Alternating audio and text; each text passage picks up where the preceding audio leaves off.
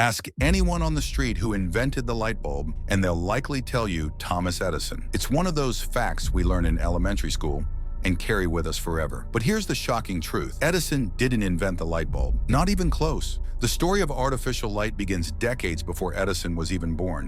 In 1702, British inventor Humphrey Davy created the first electric light by passing current through a platinum strip. It glowed brilliantly but burned out quickly. This was the world's first incandescent light. 20 years later, in 1820, Warren de la Rue enclosed a platinum coil in a vacuum tube, creating a light that lasted longer but was far too expensive for practical use. The foundation was already being laid. By the 1840s, inventors across the globe were racing to perfect electric lighting. Frederick de Molay received the first patent for an incandescent lamp in 1841. His design used powdered charcoal heated between platinum wires. But the real breakthrough came from an unlikely source: a clockmaker's son from Newcastle, England. Joseph Swan began experimenting with electric lighting in 1860, 11 years before Edison would even start his work. Swan's early bulbs used carbonized paper filaments enclosed in vacuum bulbs. By 1878, he was demonstrating working light bulbs in England. Here's where it gets interesting. Swan received his British patent for the incandescent lamp on November 27, 1878. Edison didn't file his patent application until October 14,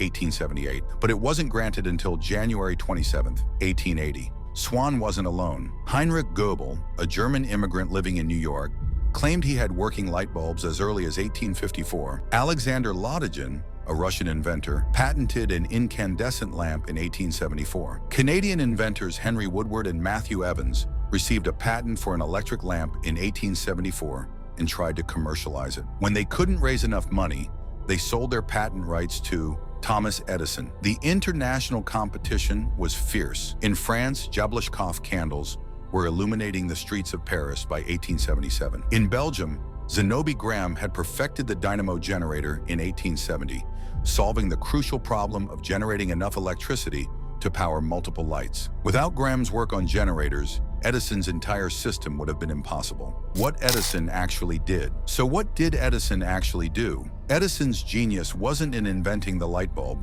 it was in perfecting it and, more importantly, creating an entire system around it. When Edison started his lighting experiments in 1878, functional incandescent bulbs already existed, but they had problems.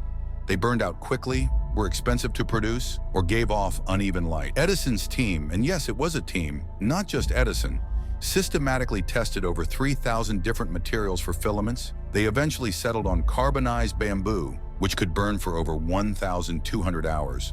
But finding the right filament was only part of the challenge. Edison's team had to solve dozens of manufacturing problems. How do you create a perfect vacuum inside a glass bulb? How do you mass-produce bulbs that are identical and reliable? Edison's real innovation wasn't the bulb itself. It was recognizing that a light bulb without electrical infrastructure was useless. He developed the first practical electrical distribution system: power stations, electrical meters, underground cables, safety fuses, and light switches. Edison created the first central power plant on Pearl Street in New York City in 1882. This complete system made electric lighting commercially viable for the first time. The Pearl Street station served a 1 square mile area of Lower Manhattan, powering 400 lamps in 85 buildings. Edison was also a master of patents and publicity. He filed over 1,000 patents related to electric lighting and power distribution. His team of lawyers aggressively defended these patents, often forcing competitors out of business. The Edison Electric Light Company, founded in 1878, became a marketing machine. Edison understood that controlling the narrative was as important as controlling the technology. Edison was perhaps America's first celebrity inventor, staging dramatic demonstrations for the press and coining memorable phrases like "Genius is 1% inspiration and 99% perspiration." Meanwhile, Joseph Swan was quietly lighting up homes and streets in England. In 1881, he formed the Swan Electric Light Company. Ironically, in 1883, Edison and Swan formed a joint company in Britain called Ediswan because Swan's patents were stronger there. The patent wars were fierce. In 1883, the U.S. Patent Office ruled that Edison's patents were invalid because of prior art by William Sawyer and Alban Mann.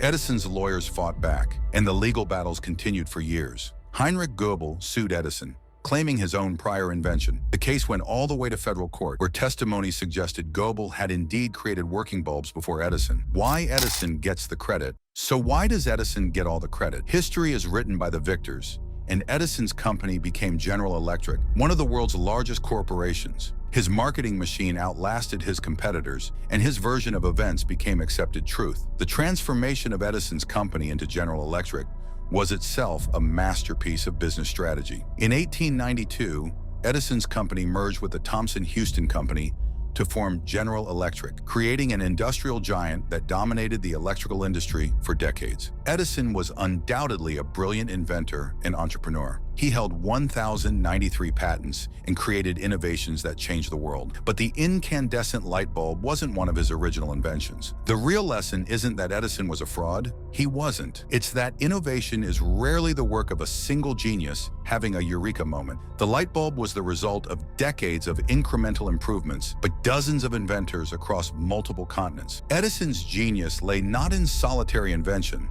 but in creating and managing collaborative processes. He established perhaps the first industrial research laboratory, a model that would later be adopted by companies like Bell Labs, DuPont, and IBM. Edison's contribution was taking an existing technology and making it commercially successful. He built the infrastructure, solved the manufacturing challenges, and created the business model that brought electric lighting to the masses. Modern parallels. Today's innovations follow the same pattern.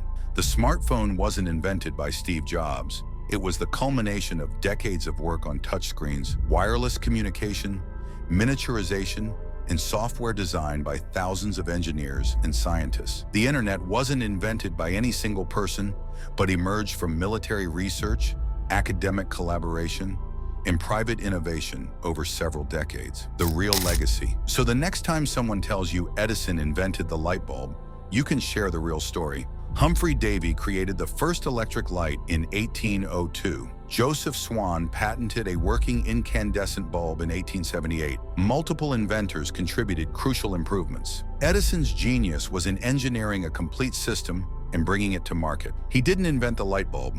He invented the electric utility industry. This system-level thinking was Edison's most important contribution to the practice of innovation. He understood that successful technologies require not just functional products, but complete ecosystems that support their adoption and use. And perhaps that's an even more impressive achievement. After all, a single brilliant invention, gathering dust in a laboratory, changes nothing. But a practical system that lights up the world, that changes everything. The light bulb illuminated more than just our homes. It illuminated the truth about innovation itself. It's not about individual genius. It's about building on the work of others, solving practical problems, and creating systems that serve humanity. Thomas Edison didn't invent the light bulb, but he did something arguably more important. He made it possible for everyone to afford one. The real story of the light bulb is more complex, more collaborative, and ultimately more inspiring than the simplified mythology we learned in school. It shows that great achievements are possible when talented people work together toward common goals, building on the contributions of those who came before them. That's a lesson worth illuminating.